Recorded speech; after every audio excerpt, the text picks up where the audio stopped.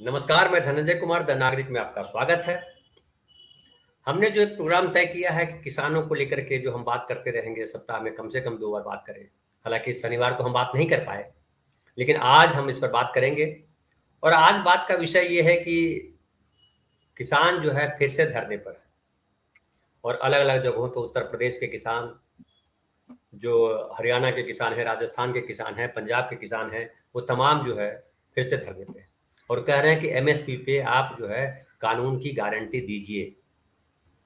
राजस्थान की सरकार ने, अशोक गहलोत की सरकार ने ये अपने घोषणा पत्र में कहा है, कांग्रेस पार्टी ने घोषणा पत्र में कहा है कि हम जो एमएसपी पे कानून बनाएंगे और स्वामीनाथन आयोग की जो सिफारिश है उसके आधार पर रेट तय करेंगे और कानून भी बनाएंगे कि जो खरीदारी नहीं करेगा उस रेट पे उसको जेल भेजेंगे। लेकिन फिर सवाल उठा रहे हैं किसान कि भाई राजस्थान में तो आप कह रहे हो, यही बात छत्तीसगढ़ में क्यों नहीं कह रहे हो, मध्य प्रदेश में क्यों नहीं कह रहे हो, दूसरे प्रदेशों में क्यों नहीं, तेलंगाना में क्यों नहीं कह रहे हो। लेकिन असल किसानों की जो नाराजगी है वो बीजेपी से, केंद्र सरकार से है। आपको याद होगा कि केंद्र सरकार के ने जो 3 कृषि कानून बनाए थे उसको हटाने के लिए और एमएसपी पे कानून बने, इसके लिए जो है 13 महीने की का धरना प्रदर्शन हुआ, 13 महीने आंदोलन चला। 750 से ज़्यादा किसान की उसमें मौत हो गई। फिर वो जीप कांड हुआ जिसपे किसानों के ऊपर जो है जीप चढ़ा दी गई। कई किसान मरे, फिर उनके जो जीप चढ़ाने वाले लोग थे उनके भी लोग मारे गए उसमें। किसान अभी भी जेल में बंद है। उस पर कहा था कि हम किसानों को छोड़ेंगे, उस पर भी कोई बात नहीं। तो किसान लगातार ठगे जाते रहे सरकारों द्वारा और ये आज कोई नई बात नहीं है। 75 साल हो गए देश की आज़ादी को। हम पढ़ते रहे किसानों का देश है, किसानों का देश है। लेकिन किसानों के लिए क्या हुआ? एक जमींदारी प्रथा का अंत हुआ। उसके बाद एमएसपी पे कानून तो बनाया नहीं किसी ने। लैंड एक्विजिशन एक्ट बना 2013 में, मनमोहन सिंह सरकार ने बनाया 2012-13 में, लेकिन उसको इम्प्लीमेंट कर पाते सही तरीके से उसके पहले आ गए नरेंद्र मोदी जी और उन्होंने उस कानून को भी रद्दो-बदल कर दिया और जो उद्योगपतियों के हिसाब से कानून में चेंजेस कर दिए। मनमोहन सिंह की सरकार ने उसमें तय किया था कि जो है ये कानून जो होगा अधिग्रहण कानून, उसमें किसानों की सहमति लेना जरूरी है अधिग्रहण से पहले। इन्होंने कहा कोई जरूरत नहीं है, जो जो विकास के कार्य में जो जमीन है वो ली जाएगी, कलेक्टर तय करेगा। तो ऐसे कई सारी चीजें हैं जो किसानों के खिलाफ गई है। तो अभी जो है चुनाव से पहले ये क्या रंग दिखाएगा किसान आंदोलन, ये समझने के लिए हमारे साथ हैं किसान नेता। आप जानते हैं किसान नेता है वो, सोशल एक्टिविस्ट है, पॉलिटिकल एनालिस्ट है। आत्मजीत भाई नमस्कार। आत्मजीत भाई, आप जी, परिचित हैं इनसे? जी। आत्मजीत भाई, क्या लग रहा है ये किसान फिर क्यों धरने पे आके बैठ गए? अभी तो चुनाव होने वाला है, क्या चुनाव को ध्यान में रख करके बैठे हैं कि अभी तो मानना पड़ेगा आपको, नहीं तो हम आपको वोट नहीं देंगे, उनके खिलाफ हम आपके खिलाफ बोलेंगे। ये ब्लैकमेल करने की कोशिश कर रहे हैं क्या किसान नेताजी को, मोदी जी को? देखिए धनंजय जी, जो आपने पृष्ठभूमि रखी, उस पृष्ठभूमि में आपने एक एमएसपी का ज़िक्र किया जो स्वामीनाथन कमीशन रिपोर्ट पे लागू करने की बात थी। जब किसान 9 दिसंबर को पिछले प्रोग्राम में हमने डिस्कस किया, 9 दिसंबर 2021 में Sanjay Agrawal, joint secretary ministry of agriculture ने चिट्ठी में ये कहा कि हम एक कमेटी बैठाएंगे जो एसकेएम के साथ मिलकर एमएसपी को पूरे देशव्यापी लागू किया कैसे किया जा सके, इस पे बात करेगी। उस कमेटी के टर्म्स ऑफ रेफरेंस कहा गया हम आपको अगले 4 हफ्ते में दे देंगे, जो टर्म्स ऑफ रेफरेंस 2022 तक भी नहीं दिए गए। 2021 की बात थी तो 1 साल तक वो टर्म्स ऑफ रेफरेंस नहीं आए और जब जुलाई में वो कमेटी का गठन हुआ तो उसमें 24 मेंबर सरकार द्वारा निर्धारित किए गए, जिसमें कृषि वैज्ञानिक, सरकार के प्रति जो सजग लोग थे या उनके साथ चलने वाले लोग थे, उनको रखा गया। और फिर कहा गया एसकेएम को कि आप अपने 4 नुमाइंदे भेज दीजिए। तो संयुक्त किसान मोर्चा ने कहा भाई ये तो वो एक तरफा बात हो गई, 24 आदमी आपके, 4 हमारे, हमारी बात क्या सुनी जाएगी, हम तो पहले ही माइनॉरिटी में आ गए। तो आपने कहा था 5 आदमी हमारे होंगे, 5 आपके होंगे, तो ये तो बात सही नहीं है। तो उन्होंने कहा भाई ये कमेटी तो बन गई है, अब जो है यही है। तो उसका मामला वहीं ठंडा पड़ गया। अब करते करते करते अब ये सेमीफाइनल चल रहा है 5 स्टेटों का, जिसमें आपने देखा तेलंगाना है, राजस्थान है, हिमाचल है, अपना सॉरी छत्तीसगढ़ है, मध्य प्रदेश है और मिजोरम है। ये इलेक्शन 5 स्टेटों में चल रहे हैं। इसमें 4 स्टेटों में 3 स्टेटों में बीजेपी और कांग्रेस की एक से एक टक्कर है और तेलंगाना में बीआरएस जो कि क्षेत्रीय पार्टी है और उनकी सरकार पिछले 2 टर्म्स रही है, तो उनकी त्रिकोणीय मुकाबला है। और मिजोरम में आपको पता है कि बीजेपी का घटक दल है और कांग्रेस की उससे टक्कर है। तो 4 स्टेटों में तो डायरेक्ट टक्कर है, एक में इनडायरेक्ट है, क्योंकि उसमें तीन बड़ी पार्टियां, क्षेत्रीय पार्टियां हैं, बाकी जो छोटी मोटी पार्टियां वो तो हैं ही। तो एमएसपी को लेकर जब ये बात निश्चित नहीं हुई, तो कांग्रेस ने ये कहा कि राजस्थान में हम एमएसपी देंगे। अब राजस्थान में प्रधानमंत्री मोदी जी का खुद ही इल्जाम है अशोक गहलोत पे कि हमने ईस्टर्न राजस्थान कैनाल प्रोजेक्ट के लिए जब फंड्स सेंट्रल गवर्नमेंट का जो शेयर बनता है उसके फंड्स की हमने बात की कि हम ये फंड्स रिलीज करने को तैयार हैं, तो अशोक गहलोत ने उनका समर्थन नहीं किया और उनका साथ नहीं दिया। ये इल्जाम जो है ये प्रधानमंत्री मोदी का अशोक गहलोत पर है कि वो पॉलिटिक्स कर रहे हैं एज अ पीसीसी चीफ और एज अ चीफ मिनिस्टर, और वो चाहते नहीं कि राजस्थान के लोगों को पानी मिले। राजस्थान में अगर बीजेपी की सरकार आएगी तो हम ईस्टर्न कैनाल का प्रोजेक्ट चालू कर देंगे। और पानी से ही कृषि है और कृषि से ही जीवन है, ये आप समझते हैं। तो एमएसपी का मामला इसलिए भी राजस्थान के लिए इंपॉर्टेंट हो जाता है कि वहां पे एक तो चीजों की कमी है, पानी की कमी है, खाद इतनी आसानी से अवेलेबल नहीं होती, और वहां बाजरा और मक्का ज्यादा बोया जाता है। थोड़ी बहुत गंगानगर इलाके में थोड़ा बहुत जो है वो कपास भी होती है, थोड़ा शुगर केन भी है, पर ज्यादा नहीं। तो मेनली बाजरा और जौ और जो सूखी फसलें हैं उन्हीं का ज्यादा होता है, जिसको हम मोटा अनाज भी कहते हैं। और ईयर ऑफ मिलेट्स है, तो जाहिर सी बात है बाजरा और मक्के पे सरकार को सपोर्ट करना चाहिए था। ऑयल सीड्स हैं जैसे सोयाबीन है, सरसों है, इसकी खेती ज्यादा है। तो सरकार पे इल्जाम किसान यूनियंस का ये भी है कि आप पहली बात तो तिलहन पे हमें रेट नहीं देते। इस देश में 22 मिलियन मेट्रिक टन खाद्य तेल, sunflower oil, safflower oil, palm extract oil, ये सब इंपोर्ट होता है। मतलब क्रूड ऑयल के बाद अगर कोई दूसरी सबसे बड़ी चीज है जो इंपोर्ट होती है वो खाने वाला तेल है। और अदानी के पोर्ट्स पे, मुद्रा पोर्ट्स पे वो तेल आता है, वहां से वो डिस्ट्रीब्यूट होता है और उसके बाद वो रिटेल होता है। अदानी की आपने ये भी खबर पड़ी होगी, अदानी विल्मर में जहां उनका 44% हिस्सेदारी है, क्योंकि अब वो रिटेल में पड़ना नहीं चाहते, लोगों की नजरों के आगे आना नहीं चाहते, क्योंकि कोयले के मामले में, बिजली के वितरण के मामले में और कई मामलों में उनका सरकार द्वारा पक्ष करना उनके खिलाफ जा रहा है, तो वो अब रिटेल एक्टिविटी से निकलना चाहते हैं। तो जो उनका फॉर्चून ऑयल है, जिसका अदानी विल्मर का प्रोडक्ट है, उससे वो बाहर निकलना चाह रहे हैं। और आईटीसी शायद जो 20 साल पहले तेल का रिटेल का काम करती थी, जिनके अपने फूड प्रोडक्ट्स के अपने ब्रांडेड आइटम्स हैं, आईटीसी का आटा भी आता है, आईटीसी के नूडल्स भी आते हैं यूपी के नाम से, उनके बिस्किट्स भी आते हैं। तो आईटीसी आशीर्वाद चाह आटा, रही उन्हीं है, का आईटीसी का आशीर्वाद आशीर्वाद आटा यार। भी होती है।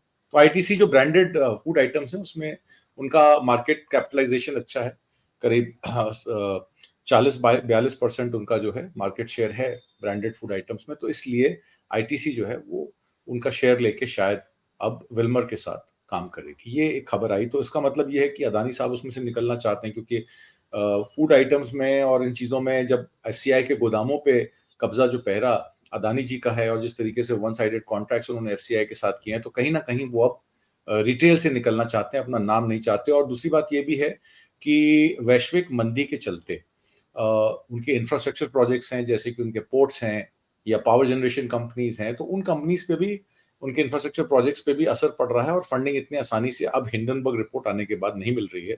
तो इसलिए भी मुझे लगता है कि वो अपने कोर कॉम्पिटेंस जो उनके इंडस्ट्री है उसी में जाना चाहते हैं।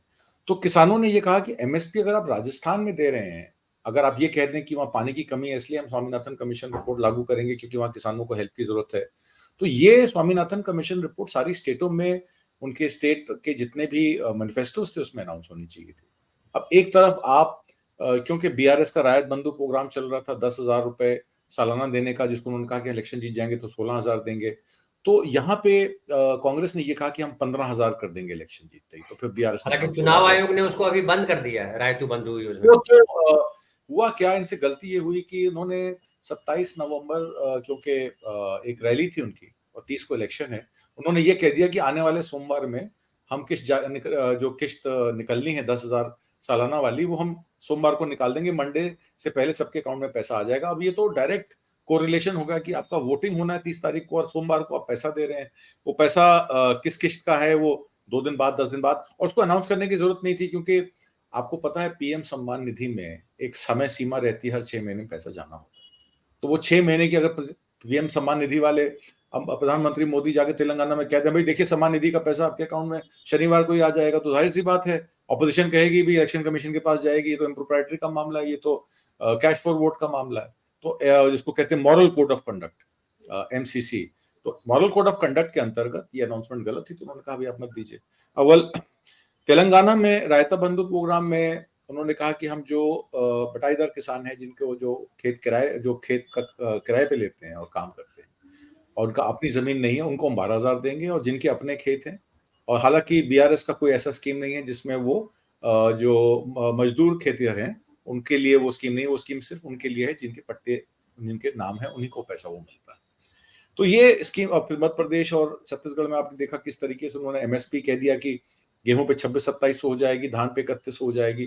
अपने दर्शकों को मैं एक छोटी सी बात की बताना चाहता हूँ, 3100 रुपए धान का रेट तो अमित शाह जी ने कह दिया कि हम छत्तीसगढ़ में देंगे, पर उन्होंने ये नहीं बताया कि ओपन ऑक्शन में एफसीआई 2,000 रुपए में एथेनॉल अल्कोहल के लिए मोटा अनाज चावल क्यों बेचती है। जो नॉन बासमती राइस है उसका टेंडर, ओपन टेंडर 2,000 रुपए में एथेनॉल प्रोडक्शन के लिए कोई भी आ जाए, उसको जो भी क्वांटिटी चाहिए वो 2,000 रुपए में एफसीआई। आत्मजीत भाई, सवाल ये है कि वो कितने में खरीद रहे हैं, इससे ज्यादा जरूरी ये है मुझे लगता है, उस पर तो फिर अलग से करेंगे प्रोग्राम, कि किसान जो है आंदोलन पे है और उनकी मांग किनसे है और क्या मांग है, और अगर वो ना मांग अभी जिस तरह से सरकार है, केंद्र सरकार, इसके तो 2 महीने मैक्सिमम कार्यकाल है, उसके बाद यहाँ भी चुनाव आयोग अपना तिथि की घोषणा कर देगा और कहानी अलग हो जाएगी।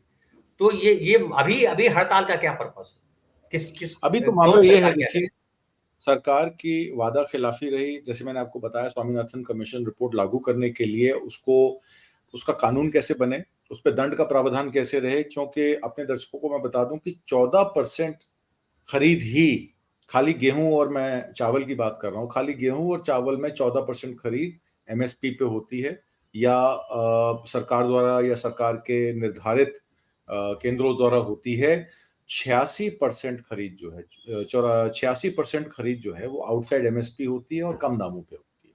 तो उस एसकेएम के घटक दलों का यही कहना है कि एमएसपी पे कानून बनना चाहिए और उस पर दंड का प्रावधान होना चाहिए कि मान लीजिए अगर मिल गेट तक भी गेहूं और चावल नहीं पहुंचता है, या बाजरा नहीं पहुंचता है, या धान नहीं पहुंचता है, या ऑयल सीड सोयाबीन या सरसों नहीं पहुंचती है, तो उसकी खरीद जो है, चाहे वो वेजिटेबल्स हो, चाहे फ्रूट्स हो, चाहे वो सीरियल्स हो, वो बाहर होनी चाहिए। अगर गेट से बाहर भी होती है, प्राइवेट पार्टीज भी खरीदती हैं, तो एमएसपी के नीचे खरीद करेंगी तो दंड का प्रावधान कर दीजिए, तो उसमें मकबूल कीमत किसान को मिल जाएगी। और ये भी कहना है कि 54 देशों की स्टडी में, एक इंटरनेशनल स्टडी में 54 देशों को स्टडी किया गया और उसमें ये पाया गया कि किसान नेगेटिव इनकम पे काम कर रहे हैं पिछले 20 साल से।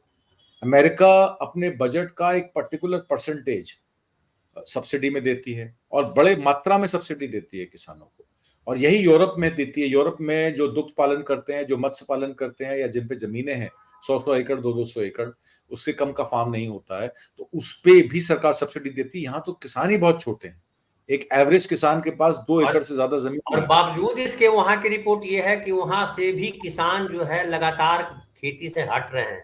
वहां की भी रिपोर्ट है जहां सब्सिडी इस लेवल पे दी जाती है। इसलिए हटाए जा रहे हैं, वो खेती से इसलिए हटाए जा रहे हैं क्योंकि जहां उनकी फेडरेशंस हैं, जैसे वीट फेडरेशन थी, मान लीजिए बाहर के कंट्री की, अमेरिका की हो, कनाडा की हो, उसको तोड़ के बड़े बड़े कॉर्पोरेशंस को ठेके दे दिए गए, 50,000 एकड़ के, 1 लाख एकड़ के, 5 लाख एकड़ के। तो जब बड़े कंपनियां कृषि के धंधे में जाएंगी तो छोटा किसान जिसपे 4 बीघा, 6 बीघा, 8 बीघा, 10 बीघा जमीन है, वो करेगा क्या? मरेगा नहीं तो करेगा क्या? तो या तो उसकी जमीन जो है सरकार जब्त कर लेगी कि तुम लोन नहीं दे पाए, ट्रैक्टर के खिलाफ, ट्रैक्टर के अगेंस्ट तुमने लोन लिया था, वो लोन का पैसा पूरा नहीं कर पाया, अपनी जमीन तुमने गिरवी रखी थी, हम तुम्हारी जमीन ऑक्शन कर देंगे। वो बड़ी कंपनी को जमीन बेच दी जाती है। तो छोटा किसान तो वैसे भी दोनों तरफ से मार खाता है, ना उसको अपनी कीमत मिलती है प्रोडक्ट की, और ना उसको सरकार से सपोर्ट मिलता है। अमेरिका में भी जो सब्सिडी दी जाती है वो बड़े बड़े किसानों को ही दी जाती है। तो यहाँ पे तो छोटे किसान हैं, और किसान सम्मान निधि के नाम पे मात्र 6,000 रुपए साल का दिया जाता है, ये आप समझते हैं। सिर्फ तेलंगाना एक ऐसा स्टेट है जिसमें 10,000 रुपए पर एकड़ रायता बंधु स्कीम में जो है वहां की स्टेट देती है, क्योंकि वहां की स्टेट का जीडीपी बढ़िया है। अब एक तेलंगाना स्टेट जो 20 साल पहले बनी, उसका 3.5 लाख करोड़ रुपए का जीडीपी था, आज उसका जीडीपी बढ़ के 5.5-6 लाख करोड़ रुपए हो गया है। मतलब 20% ग्रोथ हुई है उनके जीडीपी में, क्योंकि उनके पास ऐसे इंडस्ट्रीज हैं, उनके पास ऐसी फॉरेन इन्वेस्टमेंट्स हैं जो जेनरिक मेडिसिन में, फार्मास्यूटिकल्स में नंबर 1 है। मतलब अगर आप हैदराबाद की बात करें तो हैदराबाद वैक्सीन मैन्युफैक्चरिंग में नंबर 1 सिटी माना जाता है वर्ल्ड में। देश के, मतलब इंटरनेशनली 1/3 वैक्सीन जो है वो सिर्फ हैदराबाद में बनाई जाती है। तो हैदराबाद में इंडस्ट्री है, ऑर्गेनाइज वो सेक्टर तो है। तो वो ये जो आप बता रहे हैं वो तो बीआरएस के मतलब 2014 में जब बनी तेलंगाना स्टेट बना, उसके पहले से है वो।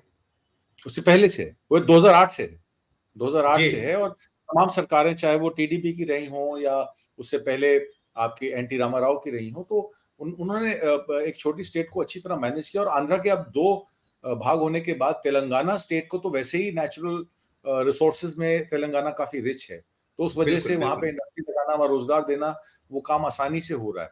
तो अब चीज ये है, किसानों का मामला ये है कि एक तरफ तो आप एक रिच स्टेट में 10,000 रुपए एकड़ दे देते हैं, और किसान सम्मान निधि के नाम पे आप 6,000 रुपए सालाना दे रहे हैं। तो इस वजह से किसानों में, और दूसरी बात है गन्ने का रेट मैंने आपको बताया, जैसे एफआरपी 315 है और किसान का जो लागत का मूल्य है गन्ने का देखा जाए तो 400 से 400 साढ़े 400 रुपए है। आप यूपी में देख लीजिए गन्ने का क्या रेट है, आप हरियाणा में देख लीजिए 360 365 है, 380 रुपए सबसे ज्यादा गन्ने का रेट पंजाब में मिलता है। वहां का किसान ये कहता है कि वहां बिजली महंगी है, इरिगेशन के साधन महंगे हैं, हमें तो 450 रुपए से नीचे गन्ना सूट नहीं करता है, क्योंकि उसमें यील्ड भी देखी जाती है, फैक्ट्री के पैसे, फैक्ट्री भी पैसे को रोटेट करती है, 8 8 10 10 महीने में देती है। तो एक तो मामला ये इकोनॉमिक्स का है, आर्थिक व्यवस्था का है, जिसमें किसान को प्रॉपर सपोर्ट सरकार से नहीं मिल रहा है, चाहे वो खाद का मामला हो, बीज का मामला हो या उनकी उपज का मामला हो। दूसरा मामला ये जो सबसे बड़ा मामला है कि जो केसेस उन्होंने कहा था कि हम वापस ले लेंगे, और सारी स्टेटों को, चाहे वो डबल इंजन की सरकार हो, चाहे वो सेंटर की सरकार हो, सेंटर या स्टेट की एजेंसीज हो, डायरेक्ट जो रिपोर्ट करती हो सेंटर या स्टेट को, हम उसमें जितने भी आंदोलन के दौरान केसेस किए गए किसानों पर या किसान लीडरों पर, हम वापस ले लेंगे। पर उन्होंने क्या किया, एक ताले से में नोटिस भेजने शुरू किए। कल एक डेलीगेशन मेरा ख्याल से कंबोडिया, कल कोलंबिया जा रहा था एक अधिवेशन में पार्ट लेने, तो वहां पे दो किसान नेताओं को एयरपोर्ट पे रोक के ये कहा गया कि आपके खिलाफ तो अभी एफआईआर है, केस है। उसमें आपकी उसमें आपकी कार्रवाई होनी है, तो आप जो है ये फ्लाइट नहीं ले सकते कोलंबिया की। तो वो दो किसान नेताओं को वहां रोका गया, और उसके बाद उनसे वो एफिडेविट साइन करवा के और फिर उनको कहा गया आप फ्लाइट तो नहीं जा सकते, आप घर चले जाइए, और इस फलाने दिन को आप फलानी जगह पेश हो जाइएगा, थाने में या कोर्ट में। तो अब मामला ये है कि इस तरीके से लोगों को फॉलो करना, उनको एयरपोर्ट्स पे रोकना, उनके खिलाफ रेड नोटिस जारी करने, तो ये हर तरह का प्रताड़न किसानों के खिलाफ, जो भी वादा खिलाफी करी इन्होंने वो। और मुआवजे की बात जहां तक आई कि 750 किसान आपने कहा शहीद हुए, उनके मुआवजे भी आज तक नहीं दिए गए। अजय मिश्रा कहने का मामला तो ये, वो अभी भी राजगृह मंत्री बने हुए हैं, कौन से वोट बैंक पे वो बैठे हैं, क्योंकि लखीमपुर की सारी सीटें जो है जब बीजेपी जीत गई 2022 के इलेक्शन में, तो उनको लगा कि हमें तो कुछ करने की जरूरत ही नहीं है इसमें, हिंदू वोट सारा हमारे पास है और दूसरे माइनॉरिटी वोट की हमें जरूरत नहीं है, चाहे वो सिख वोट हो या मुसलमान वोट हो।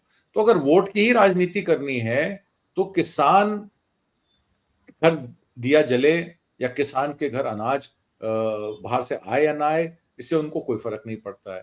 दूसरी बात तो जो आज है इकोनॉमिक्स। तो आज दिलीप भाई जो असल सवाल है, मैं अगर हम फोकस कर जाऊं, क्योंकि हम 18 मिनट समय हो हो भी चुके हैं, कि ये जो किसानों ने जो 13 महीने की का जो धरना प्रदर्शन और आंदोलन किया, वो बहुत बड़ा आंदोलन था और उसमें कृषि बिल वापस लेना पड़ा।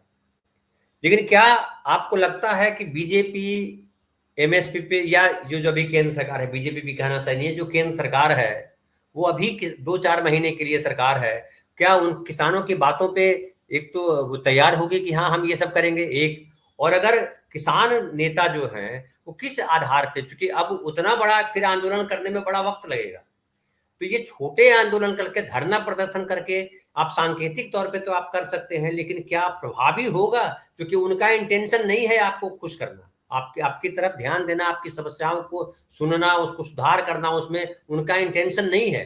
तो कैसे किसान, क्या रणनीति है किसानों की?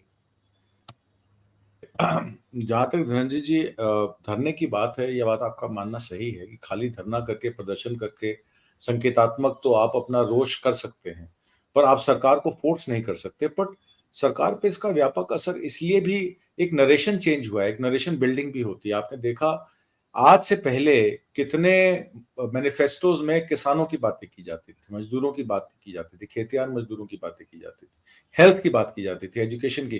तो इन सब चीजों में लोगों के जो विवेक धारणा में ये बात आई है, और जब ये किसान आंदोलन हुआ है तो इससे एक नरेशन बना है, और उस नरेशन के अंदर आपको पता है पॉलिटिक्स परसेप्शन की होती है, और उस नरेशन में प्रमुख पार्टियां जो हैं वो या तो किसानों को खुश करती नजर आ रही है या किसानों के साथ खड़ी नजर आ रही है। उनको ये नहीं पता है कि इसमें से कितना वोट बैंक है जो हमें मिलेगा, कितना वोट है जो हम पे नहीं मिलेगा। आज कांग्रेस ने अगर एक एमएसपी दी और स्वामीनाथन कमीशन रिपोर्ट पे C2+50 फॉर्मूले पे लागू करने की कोशिश की, और मान लीजिए फॉर एग्जांपल अगर राजस्थान में कांग्रेस इलेक्शन हार जाती है, तो क्या ये तय हो जाएगा कि बीजेपी को स्वामीनाथन पे C2+50 देने की जरूरत नहीं है? तो ये होने बात वाला नहीं है। वही है, होने वाला वही है। हाँ, नहीं, जैसे जैसे आपने कहा कि वहां लखीमपुर खीरी में 7 सीटें जीत गई बीजेपी, तो उसको लगा कि 8। किसान को महत्व नहीं रखते, इसलिए तो किसानों की बात आगे सुनी नहीं गई। वो तमाम केस जिसका जिक्र कर रहा हूं, केस हटाए नहीं गए, जबकि लिखित तौर पे चिट्ठी दी गई थी, सारी बातें उस पर अमल नहीं हुआ। और तो स्टेट ये टू जो स्टेट कांग्रेस ने जो एक मेन स्ट्रीम में लाया है अपना घोषणा पत्र में, खास करके मैं राहुल गांधी की इसमें बात करूंगा, कांग्रेस में भी राहुल गांधी इंपॉर्टेंट हो जाते हैं, जहां किसानों की बात की है, छात्रों की बात की है, हेल्थ की बात की है, स्वास्थ्य, शिक्षा और रोजगार में किसान मजदूर की बात की है, लगातार वो कर रहे हैं। तो कांग्रेस ने ये फ्रंट पे तो ला दिया है, लेकिन किसानों की वजह से वोट मिलता है और सरकार बनती है, ये लखीमपुर खीरी ने खारिज कर दिया। इसलिए बीजेपी अभी भी उन मुद्दों पे नहीं खड़ी है। इसमें दो चीजों में डिफर करूंगा मैं आपसे। एक बात तो ये कि जो राजस्थान वाली बात है और यूपी वाली बात है, हर स्टेट के ध्रुवीकरण के अपने मापदंड होते हैं। यूपी में ध्रुवीकरण कुछ लेवल पे ज्यादा है, राजस्थान में हिंदू मुसलमान इतना चलता नहीं है। मध्य प्रदेश में ध्रुवीकरण अगर है तो छत्तीसगढ़ में सिचुएशन कहीं और है, तेलंगाना की सिचुएशन अलग है। तो लखीमपुर का एग्जाम्पल देखिए, हम ये तो नहीं कह सकते कि हर स्टेट में ध्रुवीकरण हो जाएगा और मान लीजिए बीजेपी जीत जाती है तो किसानों को भूल जाएगी, ऐसा होगा नहीं। और दूसरी बात जो मैं आपको इंपॉर्टेंट ये कहूंगा कि जब भी कोई प्रमुख पॉलिटिकल पार्टी ऑपोजिशन में होती है, जैसे जब बीजेपी ऑपोजिशन में थी तो यही चीफ मिनिस्टर अपना मोदी जी जो हैं, वो स्वामीनाथन कमीशन रिपोर्ट पे कमेटी की अध्यक्षता करके कहते थे कि जब तक फसलों पर एमएसपी नहीं मिलेगी तब तक काम नहीं चलेगा। और जब वो प्रधानमंत्री बने तो उन्होंने सुप्रीम कोर्ट में हलफनामा दाखिल कर दिया कि हम नहीं दे सकते। और ऐसा नहीं है कि मुद्दे पुराने नहीं है। स्वामीनाथन कमीशन को रिपोर्ट कोई आज की नहीं है, 2004 की है। तो 10 साल मनमोहन सिंह क्या कर रहे थे, उन्होंने क्यों स्वामीनाथन कमीशन रिपोर्ट पे लागू किया? तो ये तो जब सत्ता में लोग बैठे होते हैं और ब्यूरोक्रेट सब सत्ता चलाते हैं तो कहानी कुछ और होती है। जब वो ऑपोजिशन में बैठे होते हैं तो पब्लिक का वोट पाने के लिए वो कुछ और करते हैं। अब चूंकि ऑपोजिशन जो है वो अब अकाउंटेबल है, और ये कई जगह उन्होंने ये भी कह दिया इंडिया अलायंस का। राहुल गांधी की अगर आप पिछली तेलंगाना की कल की या आज की देखें तो उन्होंने कहा कि मेरी पहले दिन कैबिनेट मीटिंग बैठेगी और ये 7 वादे जो मैं कर रहा हूं आपसे, या 4 वादे कर रहा हूं, इस पे मैं कानून पहले दिन बनाऊंगा। तो इसका मतलब है उनकी नजर 2024 के इलेक्शन में है। तो वो कोई भी स्टेट इलेक्शन में ऐसा वादा नहीं करना चाहते जो जुमला साबित हो। जैसे 15 लाख रुपए देने का वादा अमित शाह साहब ने कहा कि ये जुमला है। किसानों पर स्वामीनाथन कमीशन रिपोर्ट बनाने का वो बाद में जुमला साबित हुआ। कॉम्पनसेशन का केसेस वापस लेने का जुमला साबित हुआ। तो अब जुमलेबाजी से सरकार चलेगी नहीं, और लोग जो है अकाउंटेबिलिटी मांगेंगे। अगर एक स्टेट में ये स्वामीनाथन कमीशन रिपोर्ट लागू हो जाती है तो मुझे लगता है बाकी स्टेटों में भी लागू करने के लिए केंद्र की सरकार मजबूर हो जाएगी। यही चेताने के लिए, और यही दशा कल आपने देखा जब पंजाब में किसानों की जब यूनियन आके जिस तरीके से दिल्ली में धरना लगा था, आके बैठे तो तुरंत गवर्नर और सीएम ने बुलाया। उससे पहले सीएम बात करने को तैयार नहीं थे। तो ये प्रेशर का काम करना, सड़क से संसद को कंट्रोल करना, ये जयप्रकाश नारायण के समय से चले आया है और ये आज भी चलेगा और ये कल भी चलेगा। ऐसा नहीं है खत्म हो जाएगा। तो ये करना जरूरी होता है तो कि मैं लोगों अगर को ये चेताना। कहूं कि आप जो कह रहे हैं उससे मुझे ये दिख रहा है कि किसान ये, तो अगर मैं ये कहूं आत्मजीत भाई कि किसान जो है ये देख रहे हैं कि चूंकि कांग्रेस का ध्यान जो है किसानों की तरफ है और उसको लग रहा है, उम्मीद के तौर पर लग रहा है कि किसान जो है, हालांकि छत्तीसगढ़ में तो किसान आंदोलन से पहले से छत्तीसगढ़ सरकार, भूपेश बघेल सरकार ने किसानों के लिए काम किया है। 2018 में जब जीत के आए थे तभी उन्होंने घोषणा की थी और सारा किया। रमन सिंह ने घोषणा की थी, वो मोदी जी ने पूरी नहीं होने दी और बेचारे हार गए, ये कहा जाता है। तो कांग्रेस पार्टी, हालांकि ये भी मैं पढ़ रहा था, कहीं सुन रहा था कि जब इनके टिकैत साहब के पिताजी जब आंदोलन करते थे उस समय, तो इंदिरा गांधी उनको बाकायदा सुनते थे और उनकी बातों को मानते भी थे। एक किसान नेताओं के साथ होता था, बाकी कई सारी बातें हैं। लेकिन क्या ऐसा लग रहा है आपको, इसलिए किसान ये प्रेशर बना रहे हैं कि कल को अगर कांग्रेस की सरकार आती है तो हमारी बातें सुनी जाएगी, और इसलिए हम ये रेज कर रहे हैं कि भाई आप सुनो और इन लोगों को समझ में आए और किसानों का मुद्दा जो है घोषणा पत्र में मुख्य तौर पे लाया जाए ताकि देश को समझ में आए? क्या इसलिए ये कर रहे हैं आंदोलन? बिल्कुल कर रहे हैं। और दूसरी बात ये भी बता दूं कि सब प्रमुख पार्टियां, मैनिफेस्टो कमेटीज हम लोगों को फोन करके बुलाती हैं कि आप आइए, अपने इश्यूज बताइए और ये बताइए कि हमें क्या क्या करना चाहिए। अभी किसान सम्मान कार्ड की भी बात हो रही है। किसान सम्मान कार्ड में जितने भी खेतीहर मजदूर हैं उनका क्या होगा। जो आपको मैंने बताया, गुजरात, मध्य प्रदेश, जो डबल इंजन की सरकार जहां जहां, उत्तर प्रदेश, उसमें मजदूरी का रेट सबसे कम है। उसका आरबीआई ने आंकड़ा दिया है। तो इसका मतलब यह है कि डबल इंजन की सरकार होने के बावजूद मजदूरों और किसानों को कोई फायदा नहीं हुआ है। किसानों के नहीं तो पेमेंट आज भी फिर आप किसानों से मीटिंग करने का, आपसे सलाह लेने का क्या असर पड़ा, क्या फायदा हुआ? हम लोगों का, हम नरेशन में आ गए, हम उनकी पॉलिसी मेकिंग में आ गए, हम उनके मैनिफेस्टोज में आ गए। उनको ये समझ में आ गया कि अगर हम इनको मैनिफेस्टोज में इनकी मांगों को नहीं डालेंगे या नहीं मांगेंगे या हम नहीं बताएंगे, तो एक प्रतिस्पर्धा जो मेन पॉलिटिकल पार्टी में दो में हो गई, जिसमें देखा एक 2500 कह रहा है, एक 2600 रेट दे रहा है, एक 3100 बोल रहा है, तो दूसरा बोल रहा है 3200 में। और मैंने आपसे कहा था एक प्रोग्राम में कि इलेक्शन आते आते सिलेंडर फ्री हो जाएगा, और तेलंगाना में 4 सिलेंडर फ्री कर दिए गए। तो कहने की बात है कि कहीं ना कहीं इसका इसका जो झुकाव है सरकार का, वो रहेगा ही रहेगा, क्योंकि सरकार अंडर प्रेशर है।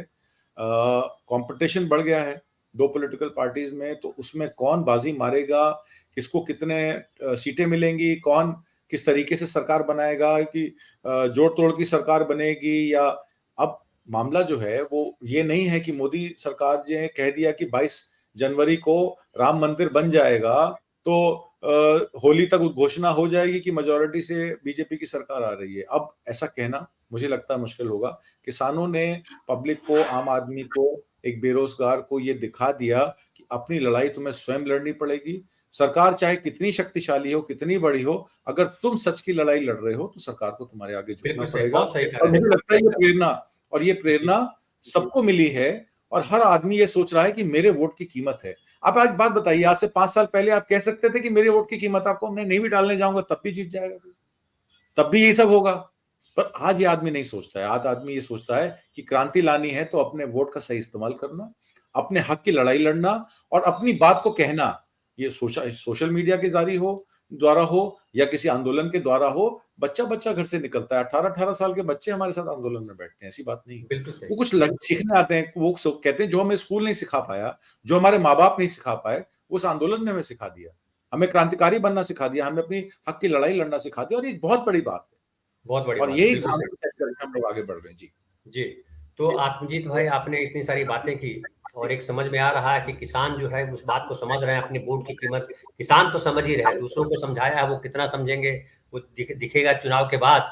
लेकिन किसानों ने इस वोट को के महत्व को समझा है, ये तो बात समझ में आती है। और किसानों ने ये भी समझाया है देश को कि आंदोलन जो गांधीवादी रास्ता है, उसके रास्ते हम जो है सरकार को झुका सकते हैं, सरकार को मजबूर कर सकते हैं कि हमारी बातें सुनो और हमारी बातें न्याय संगत तरीके से मानो। आप ब्लैकमेल किसान नहीं कर रहे हैं, कह रहे हैं न्याय संगत तरीके से हमको सुनो। तो इस पर क्या असर पड़ता है देखना है। और बहरहाल एक और आप चीज आए और आपने अपनी बात। एक चीज आखिर में और कहूंगा। किसान अब अपनी प्रमुख पॉलिटिकल पार्टी से हिस्सेदारी भी मांग रहा है। वो कह रहा है लेजिस्लेटिव असेंबली में, मेंबर पार्लियामेंट में और राज्यसभा में हमारे नुमाइंदे हम बताएंगे आपको, और आपको उनको भेजना है। जब तक हम बैठेंगे नहीं पार्लियामेंट में, कुछ चौधरी चरण सिंह कहते थे कि जब तक लड़ोगे नहीं तब तक कुछ पाओगे नहीं। तो आज किसान लड़ने के लिए भी तैयार है, वो टिकट मांग रहे हैं। और आप देखिएगा इस दफा 2024 में बहुत सारे किसान नेता आपको पार्लियामेंट में भी दिखेंगे और असेंबलीज में भी। बहुत बढ़िया, बहुत बढ़िया, बहुत बढ़िया। तो बहुत बहुत धन्यवाद आत्मजीत भाई। फिर हम बात करेंगे शनिवार को इस पर, किसानों के और चावल वाले मुद्दे पर बात करेंगे, जो आप धान खरीद वाली बात कर रहे थे, इस पर बात करेंगे। ठीक है, तो बहुत बहुत ठीक है। धन्यवाद आपका कि आप आए। जी और नमस्कार। जो दर्शक हमारे साथ जुड़े हैं, आप सबका भी बहुत धन्यवाद। किसान एक ऐसी किसान एक ऐसे चरित्र हैं इस देश के लिए, जो इसकी आत्मा में बसे हुए हैं। भारत की आत्मा जो है बेसिकली गांव है, और गांव की आत्मा जो है किसानों में बसती है। ये जो संघ के लोग भी कहते हैं भारत, हिंदुस्तान और गांव और संस्कृति और गाय और गोबर की बात करते हैं, गायों को जो है किसान ही बचा सकते हैं। किसान के दुग्ध पालक किसान जो दूध का धंधा करते हैं, बिजनेस करते हैं, उनके यहाँ गायें जो है पलेगी, वो किसान ही कर सकते हैं। तो इसलिए किसानों को बचाना जरूरी है और किसानों के साथ चलना जरूरी है। जो सरकार किसानों के साथ नहीं चलेगी, किसान कल उनके साथ नहीं चलेंगे और उसका नुकसान उनको भुगतना पड़ेगा। तो देखते हैं 2024 में क्या होता है। बहरहाल आप सब लोगों का बहुत बहुत धन्यवाद। और ये कार्यक्रम अच्छा लगता है तो आप इसे लाइक करें, हमारे चैनल को सब्सक्राइब करें, और कार्यक्रम अच्छा लगता है तो आप जो है इसे अपने मित्रों परिचितों के साथ साझा भी करें और किसान समस्या को समझने की कोशिश करें। धन्यवाद।